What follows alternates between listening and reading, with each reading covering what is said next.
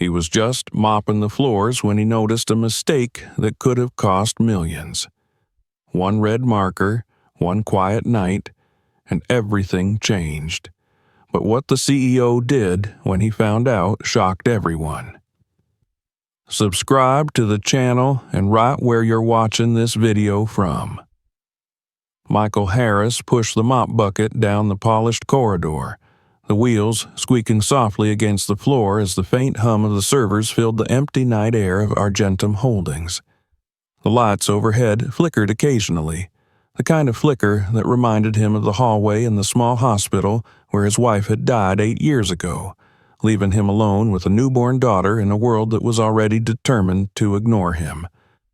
At 35, Michael had learned how to move quietly through spaces built for people who never looked like him, never noticing the man who came in to clean up after the day was done, after the deals were signed, and the laughter of victory faded into stale coffee cups and half-finished takeout boxes left on the marble counters of conference rooms.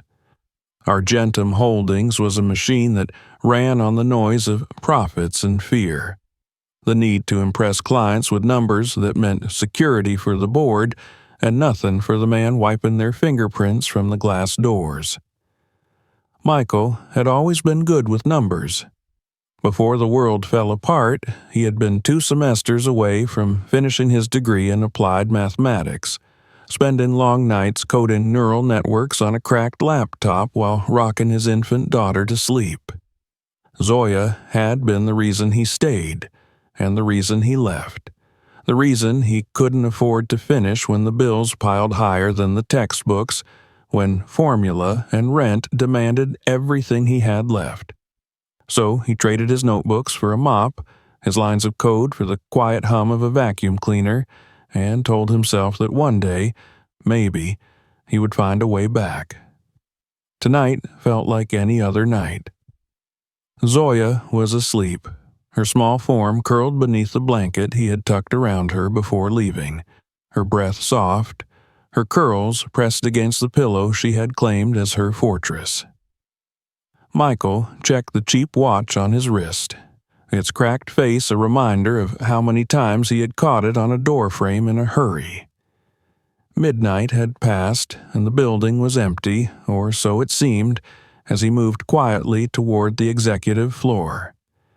It was only supposed to be a quick pass through the large conference room, the one with the glass walls that faced the city, the skyline still lit by the restless glow of a city that never slept. But, as he stepped inside, the projector still hummed, illuminating the whiteboard at the front of the room with its cascade of red and blue markers and lines and loops that only made sense if you knew how to read the language of code. He paused, the mop in his hand dripping water onto the marble, and stared.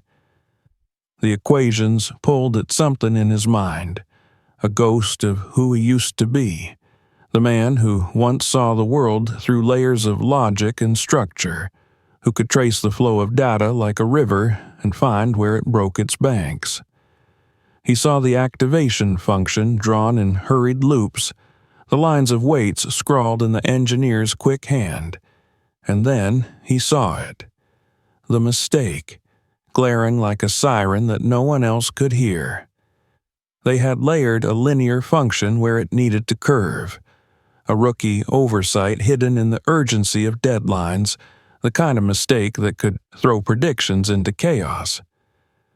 Michael looked around, the emptiness of the room pressing in, the knowledge that he was not supposed to touch, not supposed to see, that this world did not belong to him. But Zoya's face came to him, the way she had said that morning that she wanted to build robots that could help people, that she wanted to fix things like her daddy. He set the mop aside, wiping his hands on his jeans, the fabric damp and rough, and picked up the red marker. Carefully, he erased a section, drawing a sigmoid curve where the linear approximation had been, adjusting the weights, circling the misassigned nodes, adding a small note in the corner about stability in iterative learning. His hand trembled, not from fear, but from the weight of touching a world that had told him he did not belong. He stepped back, looking at the board, seeing the lines straighten in his mind, the flow smoothing into what it was meant to be. "Playing genius tonight, janitor?" The voice sliced through the quiet, sharp and cold, and he turned, the marker still in his hand, to see her standing there. Victoria Crane stood in the doorway, the glow of the projector catching in the hard lines of her face, her hair pulled back in the severe bun that had become her armor in a world that demanded she be twice as strong to be taken half as seriously. Her eyes were the color of winter sky, unyielding, and they narrowed as she took in the scene before her. The janitor with the red marker, the whiteboard changed without permission. Her domain invaded. I was just," Michael stammered, the words catching as the weight of the moment pressed down, the reality of what he had done slamming into him like a physical blow. "Just what?" she asked, stepping forward, the click of her heels on the marble sounding like a judge's gavel. "You think you can walk in here during your shift and play around with algorithms that are worth more than your yearly salary?" Her words were precise, clinical, meant to cut, and he felt the flush of heat rise in his cheeks, the humiliation sharp enough to taste. "I saw a mistake," he managed, holding her gaze for a moment before looking away, focusing on the red ink on his fingertips. She laughed then, a sound devoid of humor, cold and brittle. "A mistake? And you what? Thought you'd fix it? Do you have any idea what's at stake here? What you're meddling with?" Michael swallowed, the silence stretching, the projector's hum the only sound between them. "I just wanted to help." Victoria's lips curled into a smirk, her eyes glinting as she raised her phone, snapping a picture of the whiteboard, the flash briefly illuminating the room. "Help," she repeated, as if tasting the word and finding it amusing. "You know, I think I'll save this. It'll make a great story. The janitor who thought he was a genius." She turned, her coat flaring slightly as she walked to the door, pausing only to look back at him, her eyes cold, dismissive. "Clean up your mess," she said before stepping out, the door whispering shut behind her, leaving Michael standing there, the marker in his hand, the red ink bleeding into his skin. He stared at the whiteboard, the equations now tainted by the shame pressing into his chest, the knowledge that he had overstepped, that he had dared to reach beyond the boundaries set for him. The projector clicked off, leaving the room in darkness, and he stood there, listening to the sound of his own breathing, the taste of fear and regret bitter on his tongue. When he finally moved, it was to wipe the board clean, the red marks smearing under his hand, erasing the evidence of what he had done, returning the world to the way it was supposed to be. He picked up the mop, his hands shaking, and finished his shift in silence, the echoes of her laughter and the flash of the camera burning into the back of his mind. As he left the building, the cold air hit him, sharp and biting, and he pulled his jacket tighter around him, the weight of the night settling over his shoulders. He thought of Zoya, of the promise he had made to her, that he would find a way to fix the world for her, to show her that doing the right thing mattered, even when no one was looking.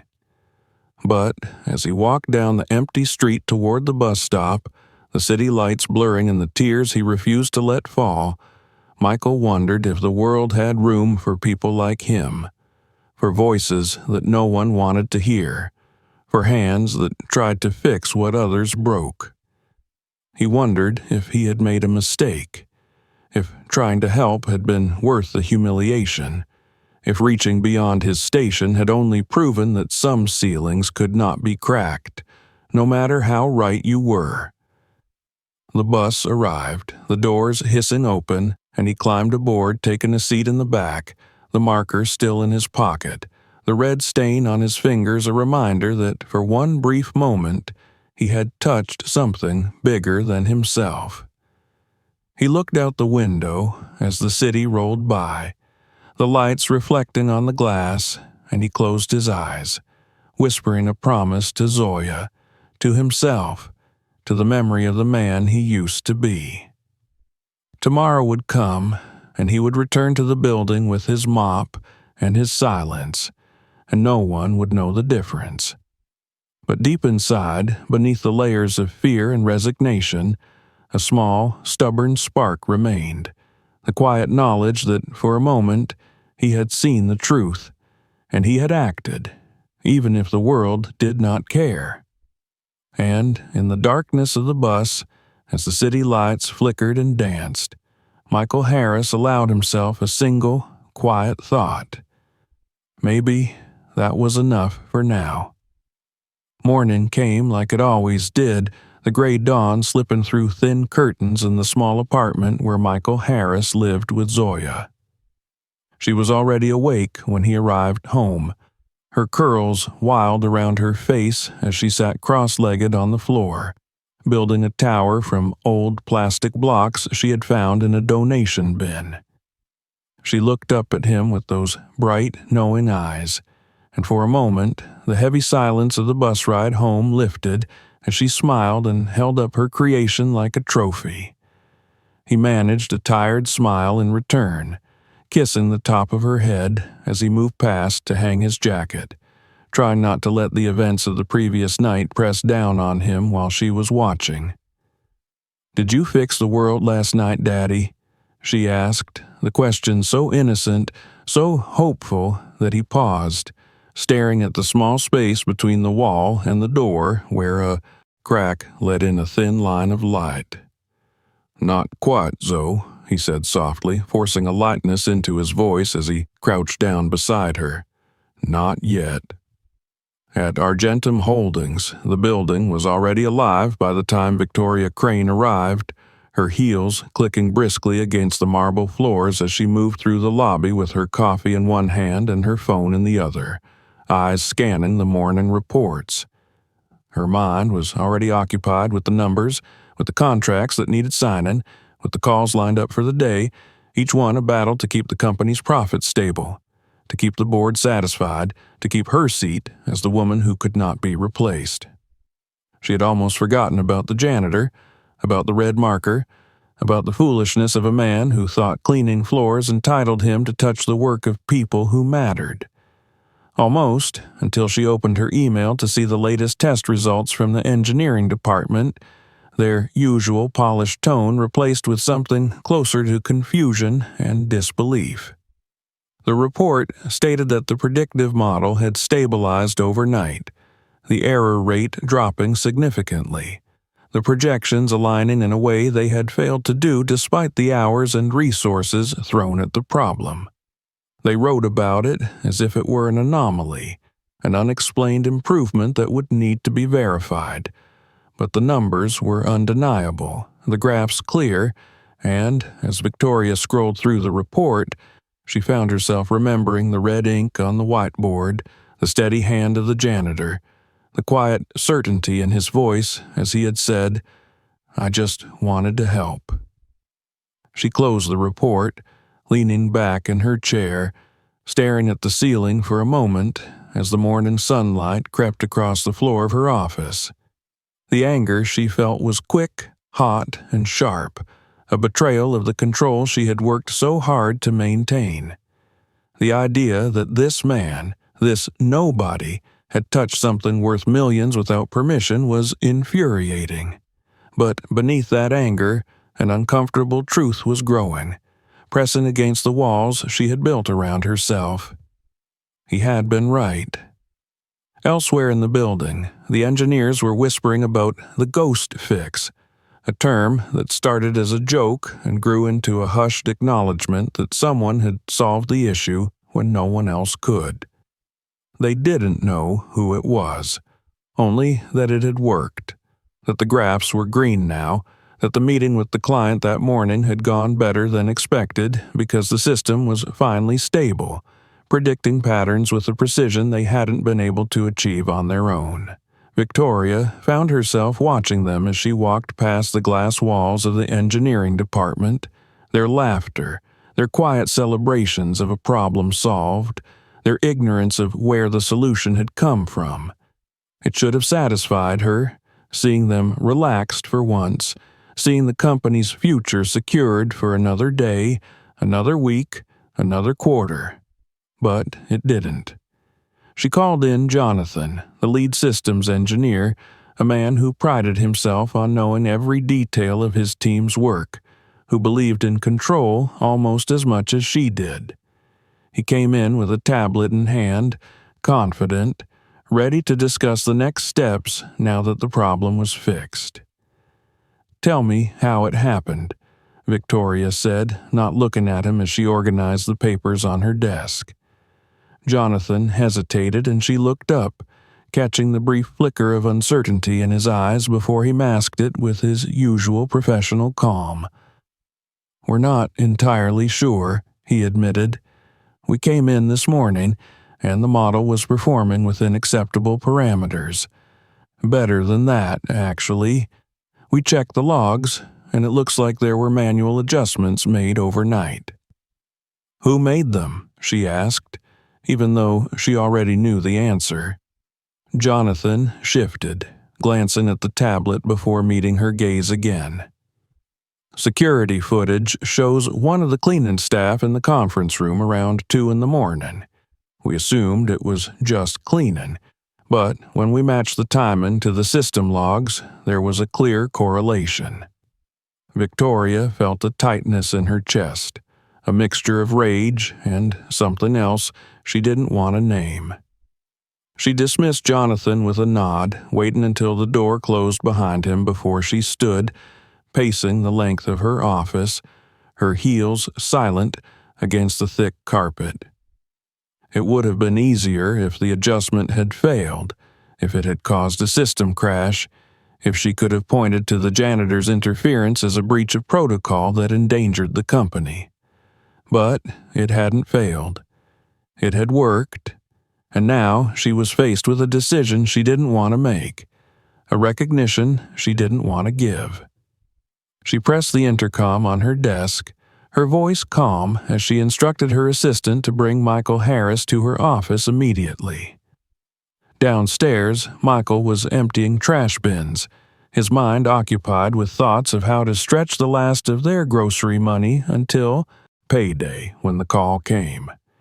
He was told to report to the CEO's office, the kind of summons that turned every head in the hallway as he walked past, the weight of eyes on him, some curious, some pitying, some cold, with the assumption that whatever he had done was wrong.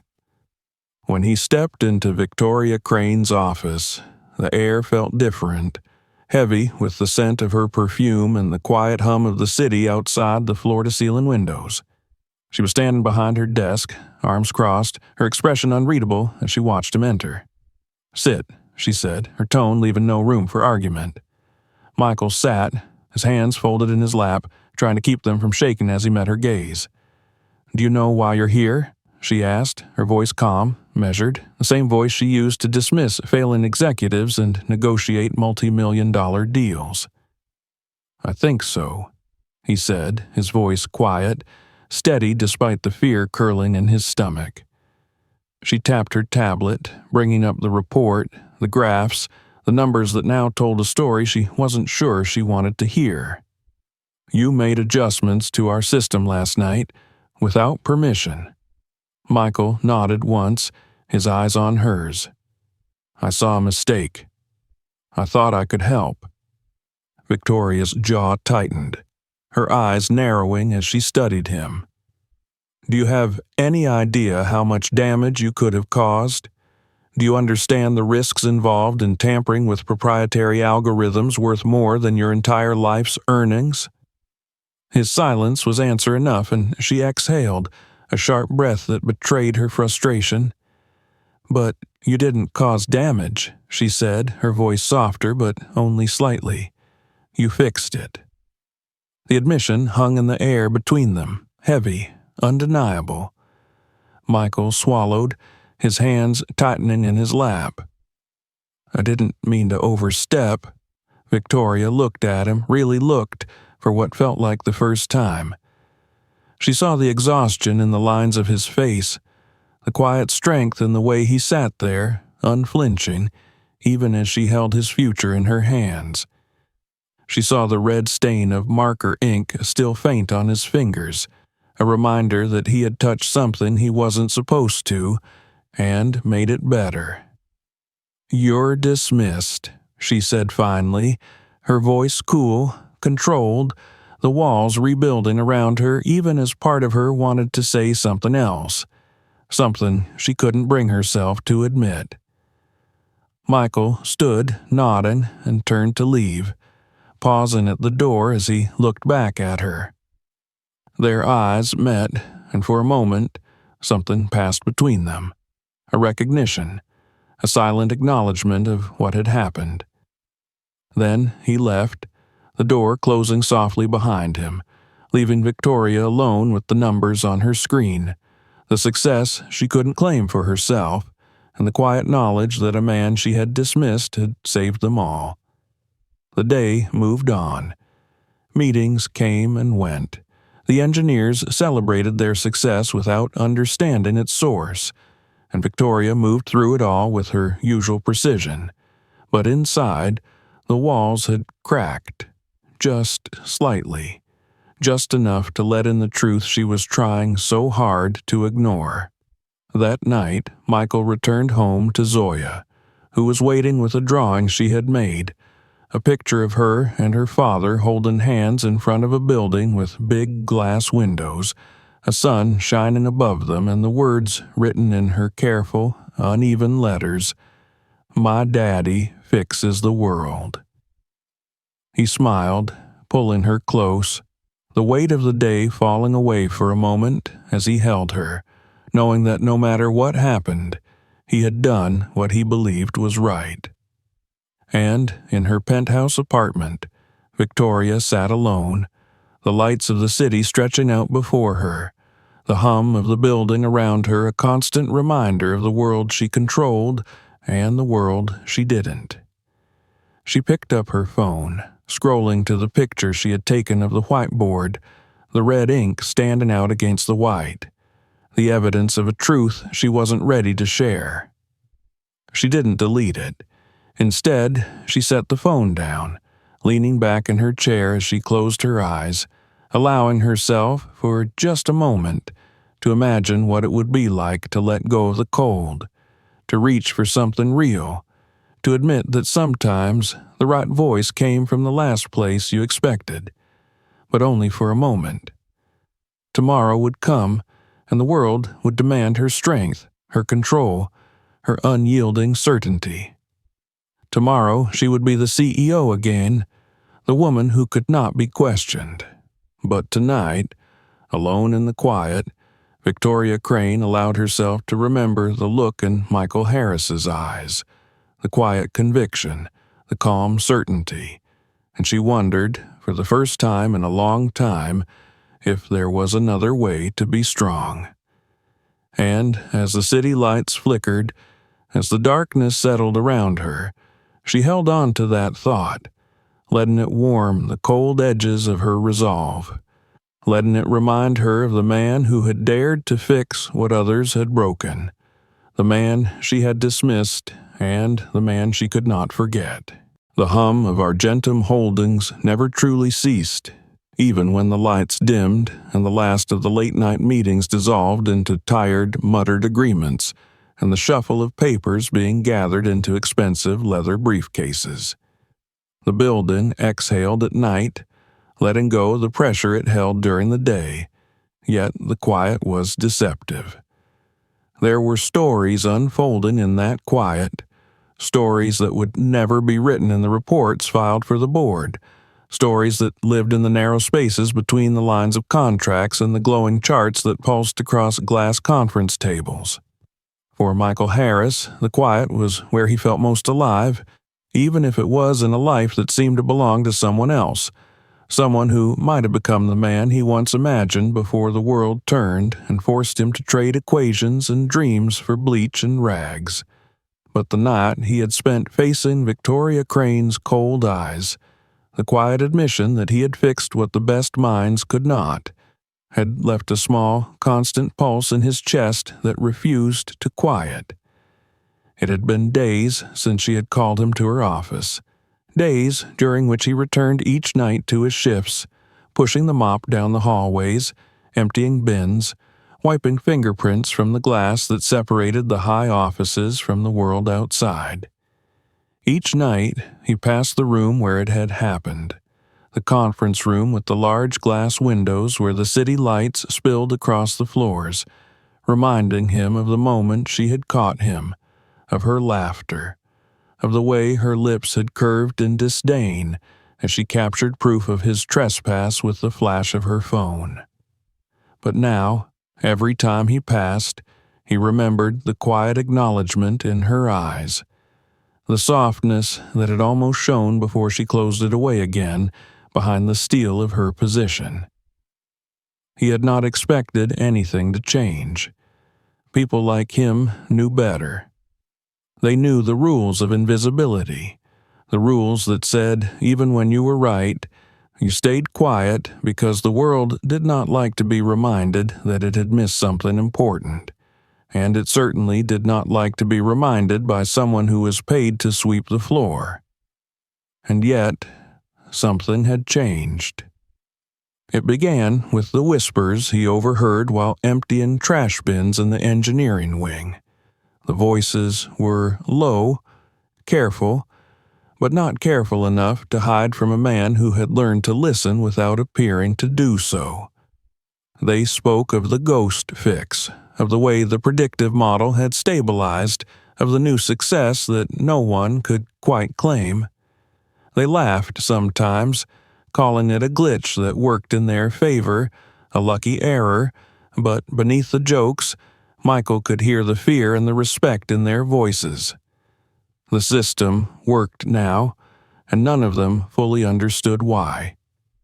He found himself lingering longer in those hallways, listening to their conversations as they debated adjustments, as they wondered aloud if they should leave the system as it was or try to improve it, fearing that they might break what they did not understand. Michael felt a strange, quiet pride, mixed with a deep, gnawing sorrow that even now, even as they praised the unknown hand that had saved them, they would never know it was him. At home, Zoya noticed the difference in him. She was perceptive, her small hands touching his arm as she peered into his face, searching his eyes with the serious intensity that only a child who had learned too soon to read the moods of adults could possess. She asked him why he was smiling to himself while washing dishes, why he paused in the middle of folding laundry to look out the window with a faraway look, why he seemed lighter even when he was tired. "Did you fix something again, Daddy?" she asked, her voice soft as she leaned against him, the warmth of her small body grounding him in the moment. He didn't have the heart to tell her the truth, that fixing things did not always mean being seen, that sometimes the world took what you gave and never acknowledged the hand that gave it. Instead, he kissed her hair and told her that fixing things was a good thing to do, even if no one else knew. But the changes were not only in Michael's small world. They rippled through Argentum in quiet, almost invisible ways, touching places where Victoria Crane could not help but feel them. She noticed it in the reports that crossed her desk, the ones that tracked system stability, error rates, and efficiency projections. They were better now, more reliable, cleaner, and each time she signed her approval at the bottom of the page, she felt a small twist in her chest, knowing that the success was not truly hers to claim. She began to notice him, too, in ways she had not before. She saw him in the early mornings, pushing his cart down the hallway outside her office, his head slightly bowed, his movements precise, controlled. careful. She watched the way he carried himself, the way he paused to check that he had not left streaks on the glass, the way he nodded politely to those who walked past him without seeing him. She saw the red ink still faintly staining his fingernails, a reminder of what he had done, of what she had mocked. She hated that it bothered her, that it forced her to think about him when she had more important matters to attend to. There were investors to manage, quarterly goals to meet, and a board that watched her every move, waiting for her to slip, to prove that she was just another woman who could not handle the pressure they had allowed her to carry. But at night, when the lights dimmed and the office emptied, she found herself standing by her window, looking down at the city, remembering the way he had looked at her with calm certainty, the quiet conviction in his voice, the absence of fear in the moment he could have chosen silence. Victoria had built her life around being untouchable, around control, around never allowing anyone to see her hesitate, but now she found herself hesitating more often, questioning decisions she would have made quickly before, wondering if she had missed something, if there were voices she had silenced that could have saved her from mistakes she could not afford to make. One evening, she left her office later than usual, her heels clicking softly on the marble as she walked through the empty halls, pausing outside the conference room where it had happened. The lights were off, the room dark except for the glow of the city beyond the glass, and she stepped inside, closing the door quietly behind her. She stood there, remembering the way he had stood in this room, the mop abandoned, the red marker in his hand, the look on his face as he turned to see her, the way her laughter had cut through him. She felt the weight of that moment now in a way she had refused to let herself feel before, the weight of knowing that she had dismissed something important because it had come from the wrong person. Pulling out her phone, she scrolled to the photo she had taken, the whiteboard captured in the harsh light of the flash, the red lines clear and precise, the annotations neat and logical. She studied it, her eyes following the flow of the equations, recognizing now the elegance of the solution, the simplicity that had eluded her best engineers. She should have deleted the photo, should have erased the evidence of her moment of weakness, but she couldn't. Instead, she zoomed in on the handwriting, trying to imagine his hand moving across the board, the way his mind must have worked as he corrected what others had failed to see. She wondered what it felt like to see so clearly and yet be forced to stay silent, to fix the world in the shadows while others took credit. The next morning, she found herself watching him again as he moved through the hallways, and this time when he glanced up and their eyes met, she did not look away. For a moment, they simply saw each other, truly saw, and something passed between them, something unspoken but undeniable, a connection forged in the quiet between who they were supposed to be and who they truly were. Victoria turned away first, her steps quickening as she moved toward her office, her mind already filling with the noise of meetings and plans, but she carried that moment with her, tucked away beneath the armor she wore, a reminder that strength could take many forms, that sometimes the strongest voices were the ones never heard. For Michael, the moment was like a breath of air in a room that had been too tight for too long. He felt seen, if only for a heartbeat, and it gave him a sense of calm as he continued his work, as he returned home to Zoya each morning with the quiet satisfaction of a man who knew he had done something that mattered, even if the world chose to ignore it. At night, as Zoya fell asleep against him, her small hand clutching his shirt, Michael would look at the ceiling of their small apartment, letting the silence fill him, letting the memory of that moment in the hallway remind him that change came slowly, that voices were heard in ways that were not always loud, that sometimes it was enough to know that you had tried. And in her office, Victoria Crane would sit by her window, the city stretching out before her, and allow herself to think of him, to think of what it meant to be right, to think of what it meant to listen, truly listen, to the voices that were never heard, and she would wonder if perhaps for once she could find the courage to do what was right, even if it meant letting herself be seen too. Victoria Crane sat in her office late that evening, the city lights painting her window with soft colors that did nothing to warm the cold glass between her and the world outside.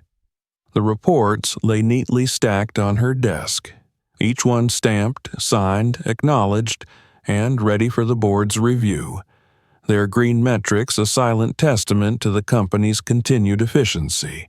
The predictive model had stabilized weeks ago, the success translating into cleaner quarterly projections and client retention numbers that pleased shareholders. But the celebration was silent, as muted as the low hum of the air vent near the ceiling, and the unacknowledged truth in those reports pulsed beneath the numbers like a vein under thin skin. She had started to watch for him in the quiet moments between her meetings, glimpsing him on security feeds while reviewing the building's operational reports, noting how carefully he moved through the spaces others rushed to leave. She had caught him in the reflection of the glass walls when she left late at night, his figure quietly collecting the cups and wrappers abandoned in the conference rooms, the sleeves of his uniform pushed up as he wiped down the tables with precise, even strokes. Each time she saw him, something tugged at her, a reminder of the red ink she could still see in her mind whenever she closed her eyes, the calm focus in his gaze as he corrected what others had failed to see, the certainty in his posture despite knowing she could have him removed with a word. But she had not removed him. She had not spoken to him again, not since the day she had summoned him and told him to leave her office, not since she had dismissed him with carefully measured words that hid the discomfort she felt in acknowledging what he had done. Instead, she had allowed the engineers to continue their work, building on the foundation he had laid, pretending that they were the architects of the success that followed. It was cleaner that way, easier, more palatable for the world she lived in, the world that expected perfection and control from her at every moment. The world that allowed no space for cracks in the image she had spent her life constructing.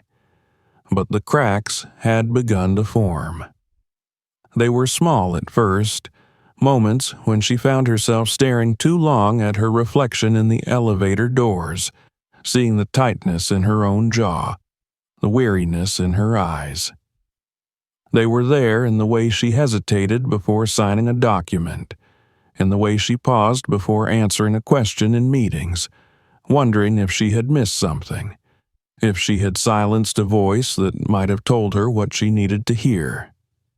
It was during one of these late evenings, the floor mostly empty, that the quiet was broken by the urgent buzz of her phone. She answered it without looking, her mind still on the document she was reviewing, her voice clipped as she greeted the engineer on the other end.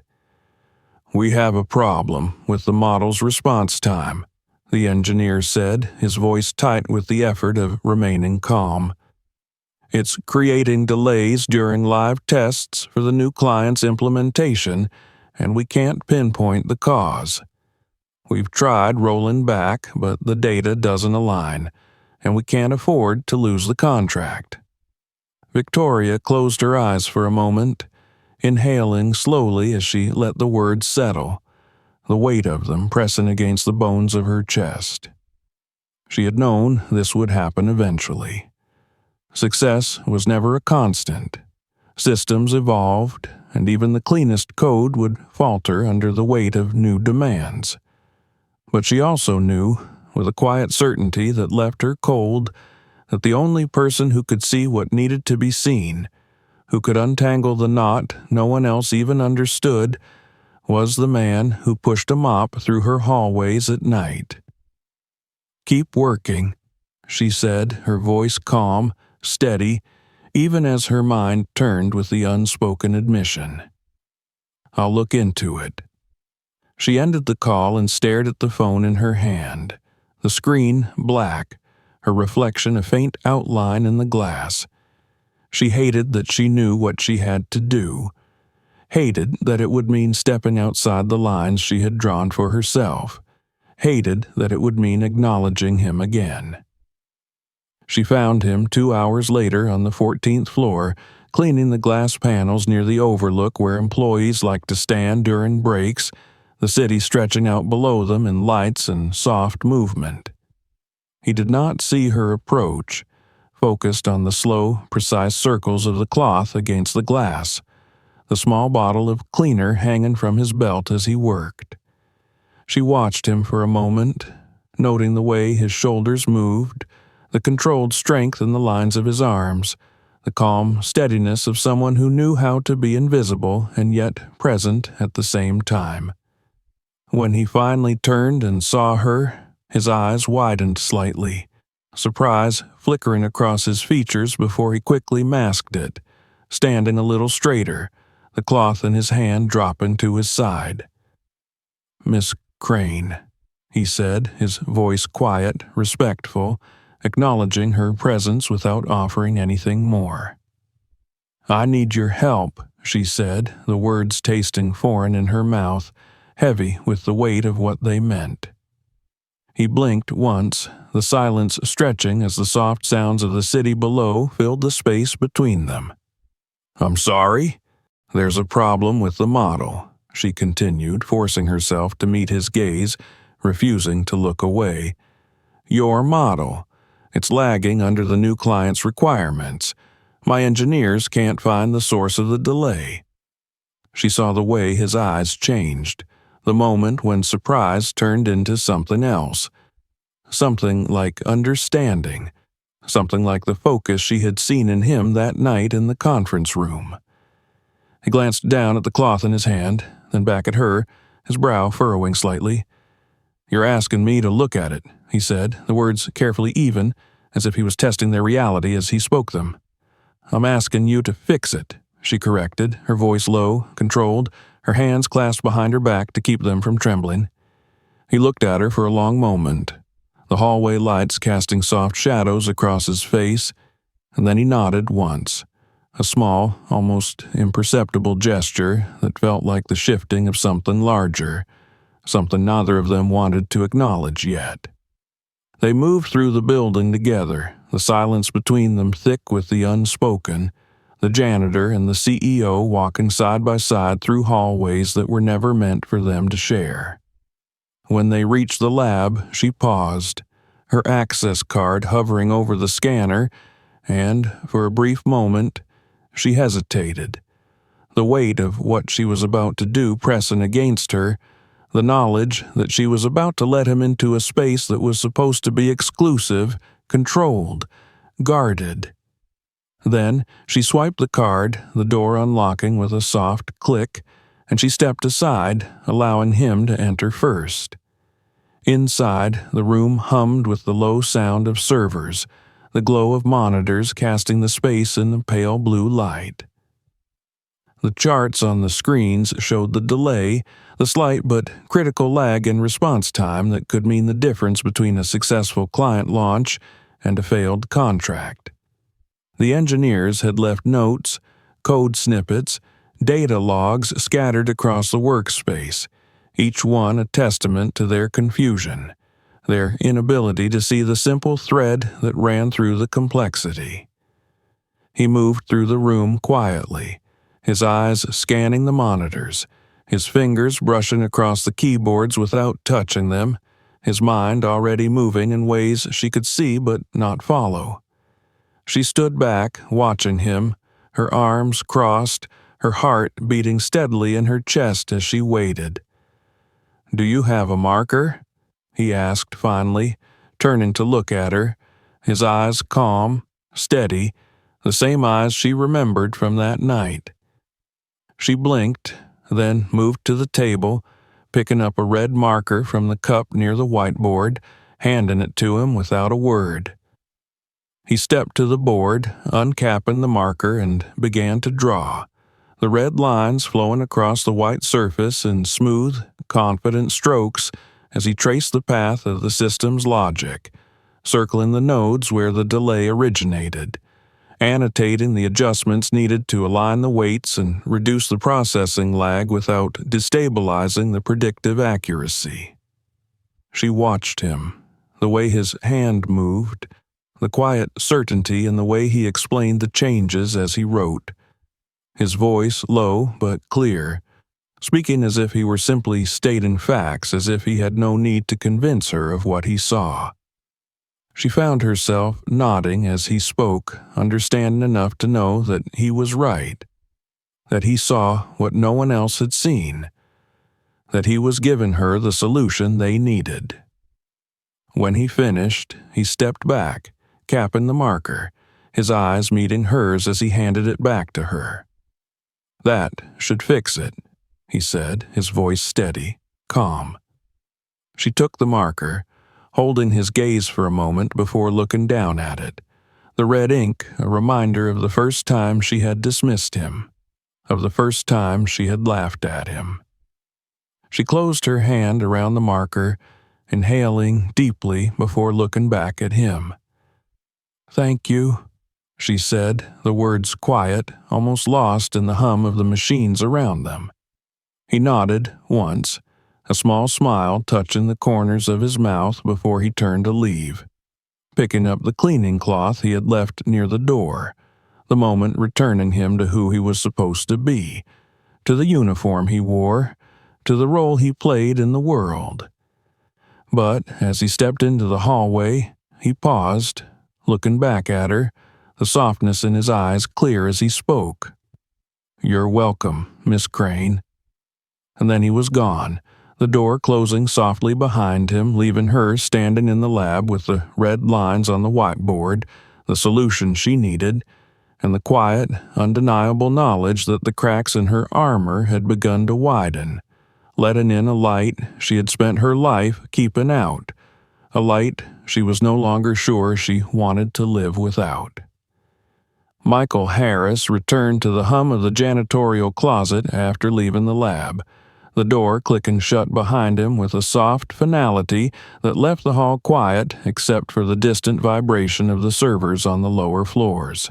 He set the cleaning rag back in its place, the worn fabric damp against his palm as he pressed it down into the bin. He stood there for a moment, breathing in the scent of ammonia and cold air that clung to these spaces at night, letting the reality of what had just happened settle into the place in him that still expected nothing to change. But something had changed.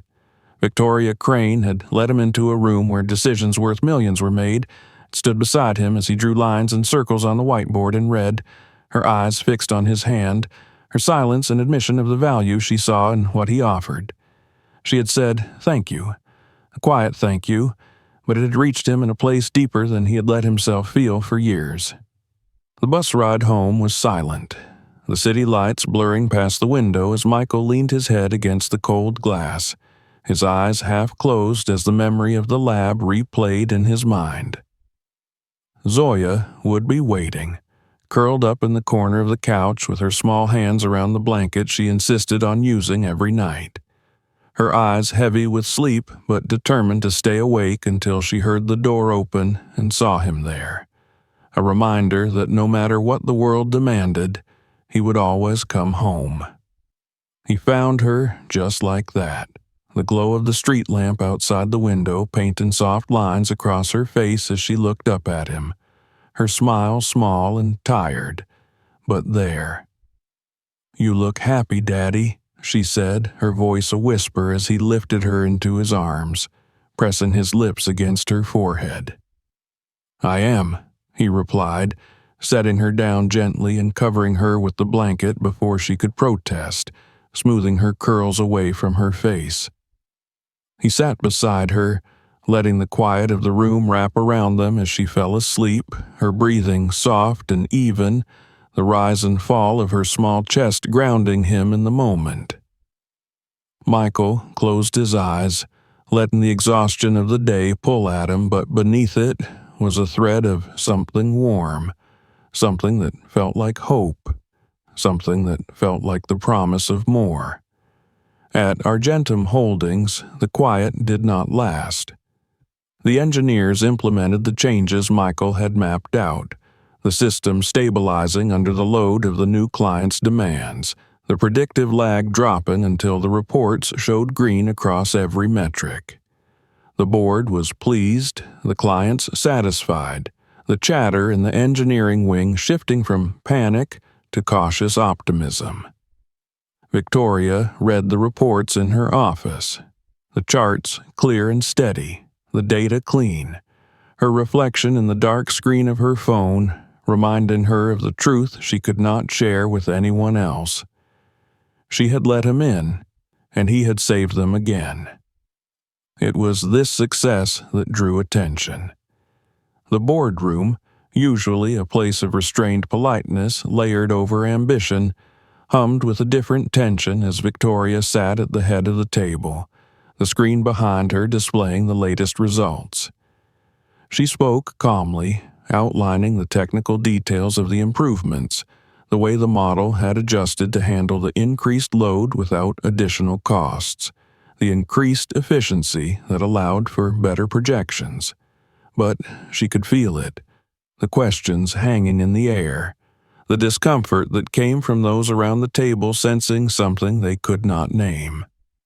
When the meeting ended, Arthur Davidson, the senior member of the board with years etched into the lines of his face and the careful weight of words that came from a lifetime of knowing when to speak, remained seated.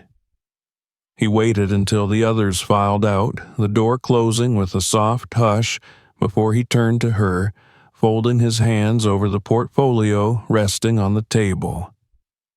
"Victoria," he said, the softness of his tone at odds with the firmness of his gaze. "There are rumors." She met his eyes, refusing to flinch. Rumors. About how the system was fixed. About who fixed it. He paused, letting the words settle, letting her feel the truth of them. "Is it true that you let a janitor touch our system?" The question was asked calmly, but beneath it was the threat she knew was coming, the unspoken judgment that she could feel pressing against her spine as she sat straighter, keeping her face calm, neutral, in control. "I allowed the best mind in the room to address the problem," she replied, her voice even. Arthur leaned back, the leather of the chair creaking softly. "You understand how this looks." "It looks like the problem was fixed," she said. "It looks," Arthur countered, "like you're making decisions outside of protocol, decisions that expose this company to risk. It looks like you're stepping outside the bounds of what your position demands, Victoria." She felt the sharpness of his words, the cold that settled in her chest as she looked at him, seeing the careful way he watched her, the way he weighed her response before she even opened her mouth. "I did what was necessary to protect this company," she said, her voice quiet but firm. Arthur sighed, rubbing his thumb against the edge of the portfolio. "You're walking a dangerous line. The shareholders want stability, predictability, order. They don't want a story about a janitor fixing million-dollar systems. They don't want questions about how decisions are made here." Victoria stood, the motion smooth, controlled, as she gathered the papers in front of her, tapping them into alignment before meeting his gaze again. "They want results, Arthur, and they have them." He studied her for a long moment, then nodded, standing as well. "Be careful," he said, his voice softer now, almost weary. "This isn't a world that forgives mistakes, even when they're made for the right reasons." She watched him leave, the door closing softly, the echo of his footsteps fading into the quiet as she remained standing, the weight of the conversation pressing down on her shoulders. She looked at the darkened screen, seeing her reflection there, the woman she had built herself to be staring back at her, the lines of control and certainty etched into every part of her face. When she returned to her apartment that night, the city lights reflecting off the windows, she moved through the rooms with the quiet of someone who lived alone, the silence pressing close around her as she changed out of her suit and poured a glass of water. She stood by the window, looking out at the city, the lights blurring into lines as she let herself blink, her hand tightening around the glass. She thought of him, of Michael Harris, of the way he had stood beside her in the lab, the way he had spoken with quiet certainty as he traced the solution on the whiteboard. She thought of the way he had looked at her, not with fear, not with deference, but with calm acknowledgement, seeing her not as a position, but as a person. It unsettled her in ways she did not want to admit, pulling at the armor she had spent her life perfecting, the cold certainty she had wrapped around herself to survive in a world that never gave her room for softness. She set the glass down, pressing her hand against the window as she closed her eyes, allowing herself, just for a moment, to remember the warmth of that lab, the way it had felt to stand beside someone who saw what others could not, someone who did not need to tear her down to prove their worth, someone who simply wanted to fix what was broken. The next morning, Michael found the change before he understood it. He arrived at Argentum for his shift, signing in at the side entrance as usual, the clipboard resting against the counter, the security guard barely looking up as he acknowledged him.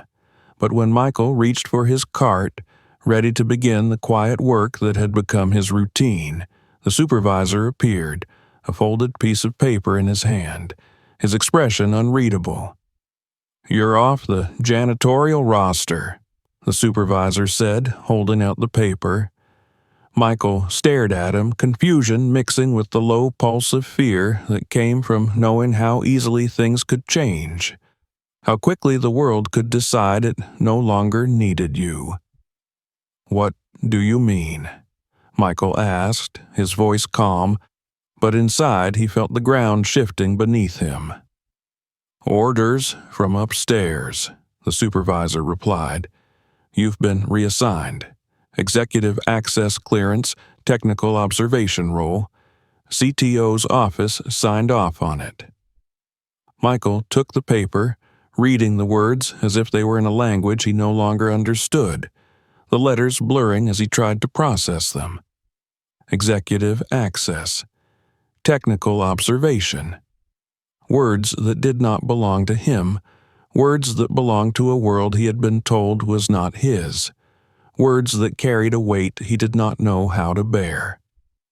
When he looked up, the supervisor was already walking away, leaving him standing there with the paper in his hand, the cart beside him, the mop resting quietly against the handle as if waiting for him to pick it up, to return to the silence that had always kept him safe. But he did not pick it up. He folded the paper, slipping it into his pocket as he turned away, the hallway stretching out before him unfamiliar, uncertain, but open. And somewhere, in an office high above the city, Victoria Crane sat at her desk, the morning light catching in her hair as she looked at the email confirming his reassignment, her finger hovering over the delete key before she pulled her hand back, letting the message remain, letting it be a reminder of the choice she had made, the risk she had taken. The cracks in her armor had widened, and for the first time she was not afraid. The morning Michael Harris stepped into Argentum Holdings with his new badge clipped to the edge of his worn jacket, he felt the weight of eyes pressing against his back as he crossed the polished lobby floors. The receptionist, who had once barely glanced up from her screen when he signed in at the service entrance, now tracked him with her gaze, the polite, professional smile on her lips hiding the question in her eyes. Security watched him with impassive stares, their radios quiet, but their posture tense as he passed through the glass gates meant for people with suits, polished shoes, and lives built around numbers he had only been allowed to clean around, not touch. He felt the heaviness of each step, each breath measured as he stepped into the elevator, the mirrored walls reflecting a man who was trying to remember how to stand tall while carrying the memory of a mop in one hand and the pressure of expectation in the other. As the floors rose, the numbers glowing softly above the door, Michael pressed a hand against his chest, feeling the steady beat of a heart that reminded him of Zoya's small hand clutching his before she ran off to school that morning, her eyes bright as she told him he looked like a hero. "Promise you'll tell me if you fix something big again," she had said, her voice serious, her small fingers straightening the collar of his cleanest shirt, the one she called his thinking shirt because it was the same one he had worn the night he fixed the system while she slept, the night he returned home and let himself believe for a moment that he could be more than invisible. He had promised her, the word sitting heavy in his mouth, tasting like hope and fear at once.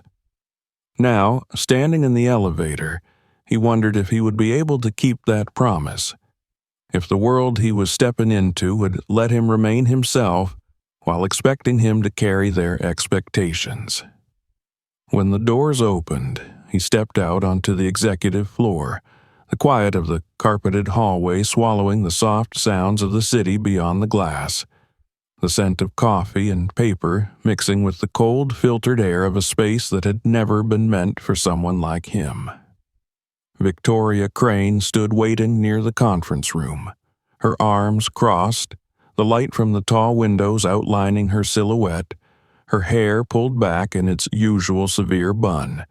But today, a single strand had slipped free, curling near her cheek, catching the light as she turned toward him.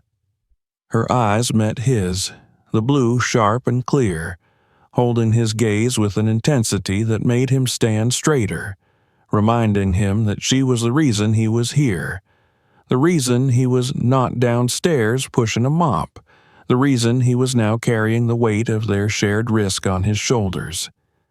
"Michael," she said, the use of his name a small, quiet gesture that struck him harder than he expected.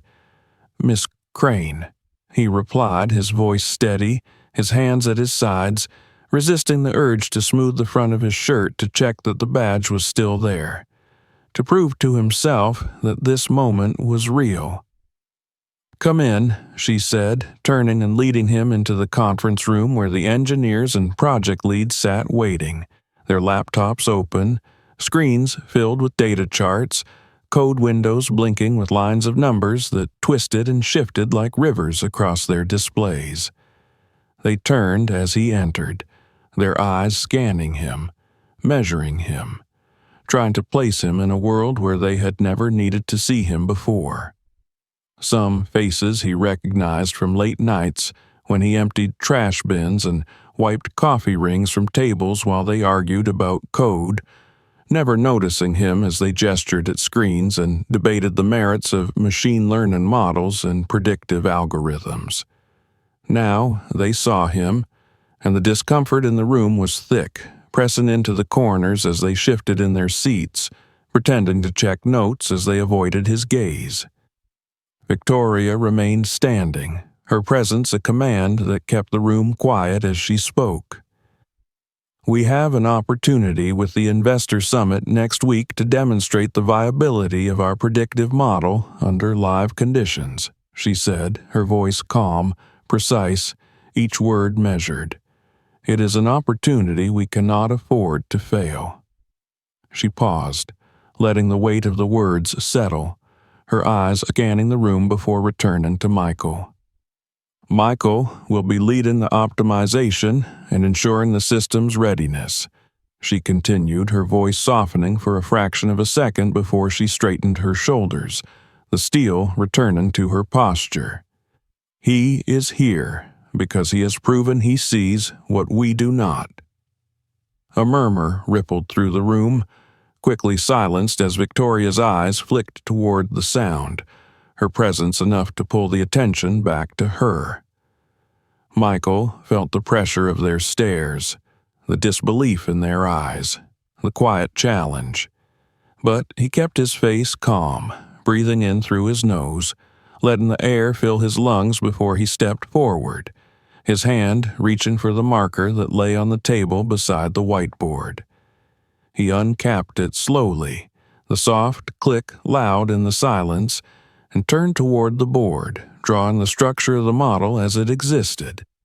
The nodes and pathways traced in clear lines, the weights annotated with numbers that reflected the current state of the system. He spoke as he drew, his voice calm, measured, explaining where the delays lived within the structure, how the system responded under heavy load, where the errors compounded under the weight of real-time data streams. As he spoke, the room shifted. The engineers leaned forward, their skepticism folding into curiosity as they watched him move. The clarity of his words cutting through the complexity of the system they had struggled to manage. They began to ask questions, their voices cautious at first, testing the edges of his understanding, pushing him to clarify, to defend, to explain. And he did.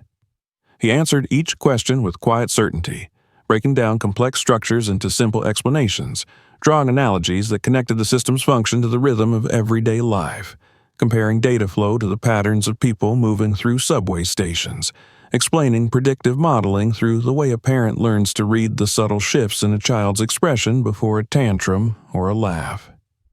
They listened, and slowly the room shifted from resistance to engagement, the lines between them blurring as they began to see not a janitor, but a mind that understood the system they worked with better than any of them had managed to.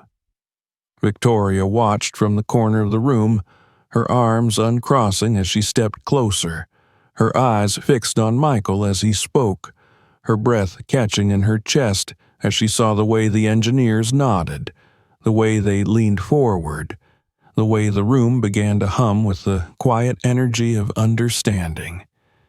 She felt the tension she had carried for days begin to ease, replaced by a warmth she did not expect, a pride that touched a place in her she had kept locked away. When the session ended, the engineers left quietly, their eyes meeting Michael's with nods of acknowledgement, some offering brief words of thanks, others simply giving him the smallest of smiles before slipping out of the room, leaving the two of them standing there in the quiet. Michael set the marker down, his hand steady but his shoulders sagging as the weight of the moment settled, the exhaustion pressing into his bones as he turned to look at Victoria. "You did well," she said, her voice soft, genuine, the edges of the words holding warmth that was rare from her. "It's not fixed yet," he replied, his voice quiet, but there was a small smile on his lips as he said it. She nodded, stepping closer, her eyes searching his for a moment before she spoke again. "We're close," she said, "and you're right. It's not fixed yet, but it will be." He nodded, reaching for his bag, slipping the notebook Zoya had given him into the side pocket before lifting it onto his shoulder, the weight of it grounding him as he turned to leave. "Michael?" she called, stopping him at the door. He turned, his eyes meeting hers, waiting. "Thank you," she said, the words simple, but they hung in the air between them, heavier than they seemed. He nodded once, a small, quiet acknowledgement before he left, the door closing softly behind him. That night, Michael returned home to find Zoya asleep on the couch, her small hands clutching the blanket around her shoulders, her breathing soft, her face relaxed in the way only children can be when they trust the world to keep them safe. He lifted her gently, carrying her to her bed, tucking the blanket around her as she stirred, her eyes blinking open for a moment, her lips curving into a small smile. "Did you fix it, Daddy?" she whispered, her voice heavy with sleep. "Not yet, Zoe," he replied, brushing a curl away from her forehead. "But we're close." She smiled, her eyes closing again as she drifted back into sleep, her breathing steady, the room quiet except for the soft hum of the city outside the window. Michael stood there for a moment, watching her, letting the quiet fill him, letting the promise he had made to her guide him as he turned away, ready to rest, ready to wake up the next day and continue the work that had become more than a job, more than a risk, more than a chance. It had become the promise of a future he had almost stopped believing in, the chance to be seen, to be heard, to be more than the world had allowed him to be. And high above the city, in her apartment that overlooked the lights and the quiet streets, Victoria Crane stood by her window, a glass of water in her hand, the reflection of the city painting lines across her face as she let herself smile, letting the warmth of the day settle into the quiet spaces of her heart she had not allowed herself to feel for years. She let herself believe, for the first time in a long time, that they would fix it, that they would find a way, that she was not alone in carrying the weight of the world she had built around herself.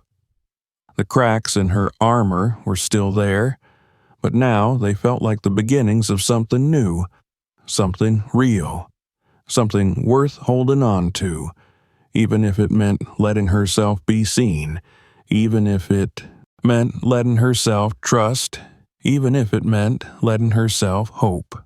The morning light was soft as it spilled across the kitchen floor of the small apartment where Michael Harris lived with his daughter, Zoya. She sat at the table with her legs swinging, a pencil in her hand as she sketched lines across the page of her notebook. Her tongue caught gently between her teeth as she concentrated, her curls falling around her face. Michael moved around the kitchen with careful efficiency, pouring oatmeal into bowls, adding a drizzle of honey, placing a glass of juice beside her hand. He watched her as she worked, the way she paused to erase a line, to tilt her head as she examined her drawing, the way her small shoulders straightened as she nodded in satisfaction before turning the page to start again. He had begun to measure time in moments like this, in the quiet spaces between the noise of the world outside, in the soft hum of the city beyond their window, in the warmth of her smile when she looked up at him and asked if he was ready for the day. She asked him that every morning now, her eyes bright, her voice clear, and he always nodded, even when the weight of what waited for him made his chest feel tight. He was ready, he told himself, ready to step into the world that had once shut him out, ready to take his place in the spaces he had once only been allowed to clean, ready to build something that would last, not just for himself, but for her. At Argentum Holdings, the energy was different now. The engineers greeted him when he arrived, some with cautious nods, others with small smiles, a few with questions they hesitated to ask but could no longer hold back. He answered them with the same quiet certainty he had brought to the boardroom, explaining the logic behind the models, the subtle shifts in the data that signaled patterns others missed, the ways in which the system could be made more efficient without sacrificing its integrity. They listened, and he saw it in their eyes when they looked at him, the shift from skepticism to respect, the understanding that he was not there by accident, that his place among them was earned. Victoria Crane watched this transformation with a quiet satisfaction that she did not share with anyone, a warmth that settled in her chest as she moved through the halls, observing the way Michael stood beside the engineers, the way he leaned over their screens to point out adjustments, the way they nodded as they listened. She saw the way he carried himself now, the way he moved through the building with purpose, no longer keeping his eyes down, no longer folding himself small to take up less space. He belonged here, and she let herself feel the pride of having seen it first, of having been the one to open the door, even if it had taken more courage than she had been willing to admit. The investor summit approached, and with it came the pressure that Victoria had long learned to live with, the constant weight of expectation that pressed against her shoulders, that filled the spaces between each breath she took as she prepared the presentations, the reports, the numbers that would be projected across the screens for the eyes of those who would decide the company's future. But this time the weight felt different, shared, lighter, in a way that both comforted and terrified her.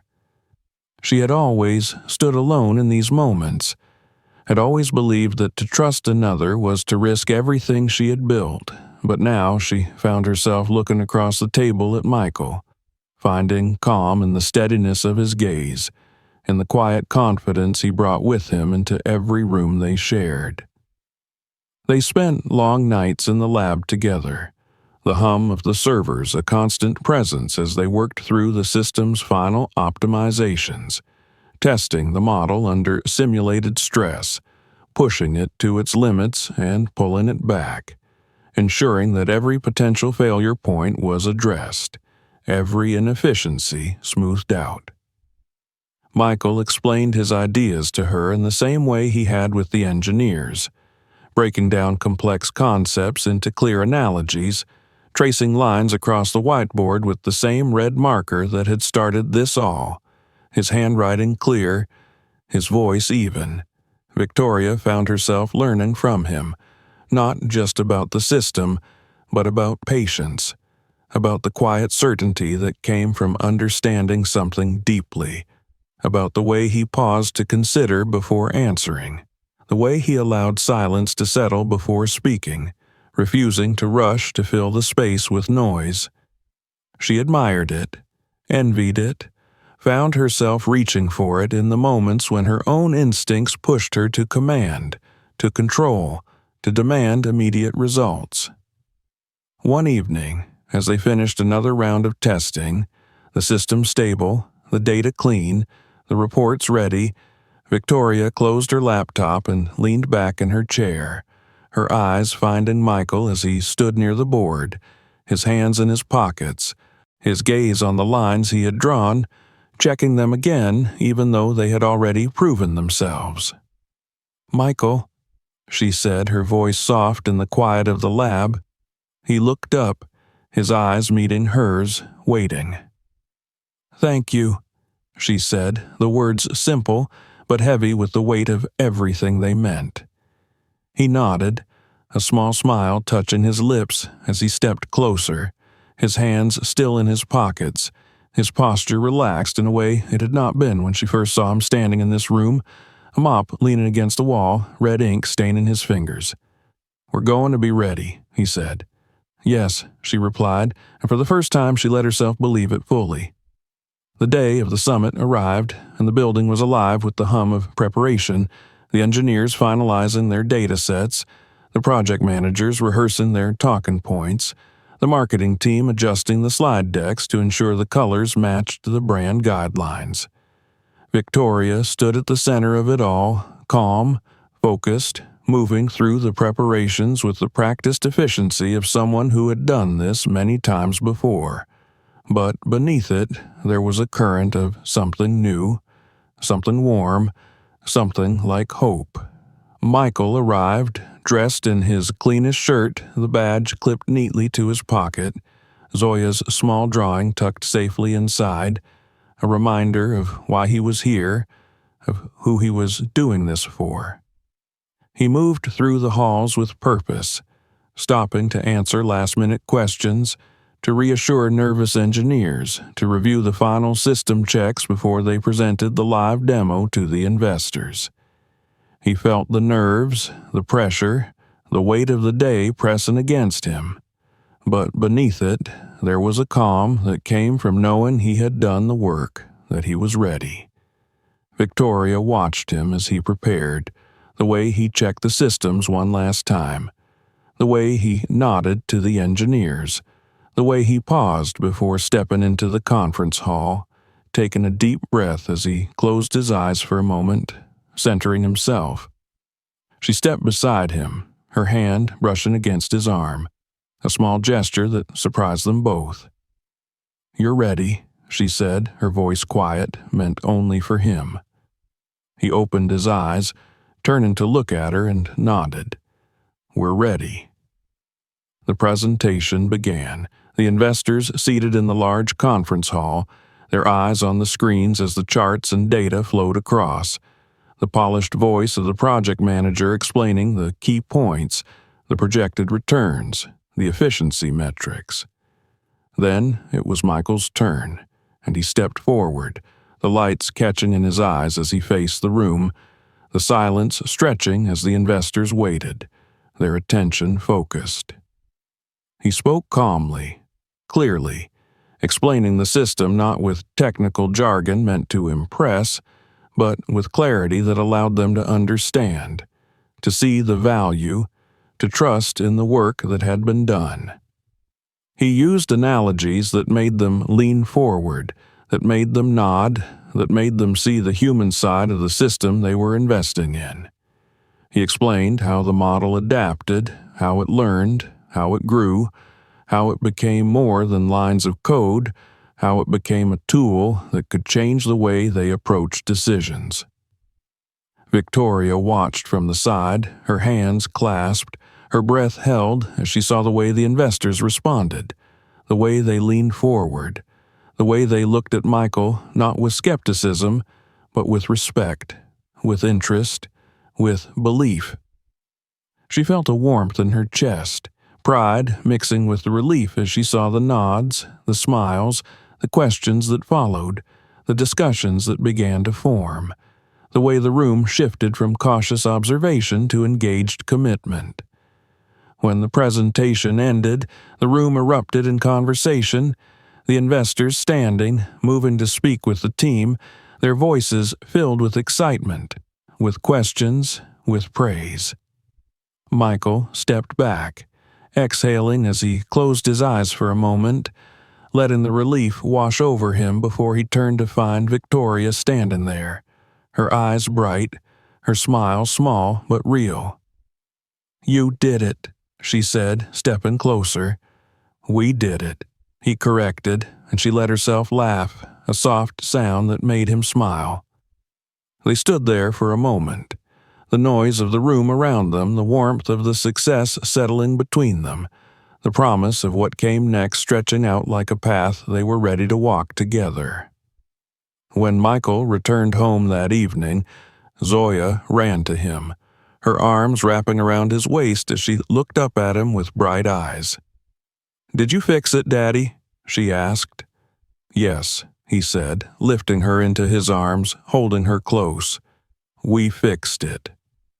And high above the city, in her apartment, with the lights of the world stretching out before her, Victoria Crane stood by her window, a glass of water in her hand, the reflection of the city painting lines across her face as she let herself smile, letting the warmth of the day settle into the quiet spaces of her heart she had not allowed herself to feel for years. She let herself believe for the first time that this was not the end of something, but the beginning. A new beginning, built not on fear, but on trust, on hope, on the quiet, steady promise that together they could build something that would last, something real, something worth fighting for. If this story resonated with you, make sure to subscribe so you don't miss the next one. Check out the other stories on this channel that are waiting for you right now, and if you know someone who would find hope in this, share it with them. Thank you for watching.